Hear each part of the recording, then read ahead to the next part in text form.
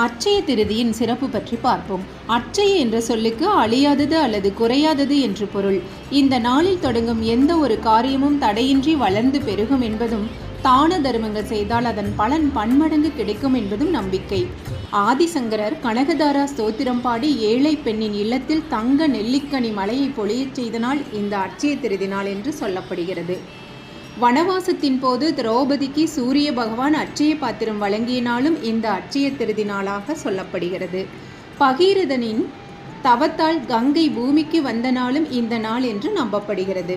சிவபெருமானை வழிபட்டு குபேரன் சங்கநிதி மற்றும் பத்மநிதியை பெற்று செல்வத்தின் அதிபதியான நாளும் இதுவாகும் என்றும் நம்பப்படுகிறது. அட்சய திருதியன்று அதிகாலையில் எழுந்து நீராடி மகாலட்சுமி மற்றும் மகாவிஷ்ணுவை வழிபடுவது வழக்கம். செல்வம் பெருகும் என்ற நம்பிக்கையில் மக்கள் இந்நாளில் தங்கம் அல்லது வெள்ளி நகைகளை வாங்குகின்றனர். ஆனால் தங்கம்தான் வாங்க வேண்டும் என்பதில்லை.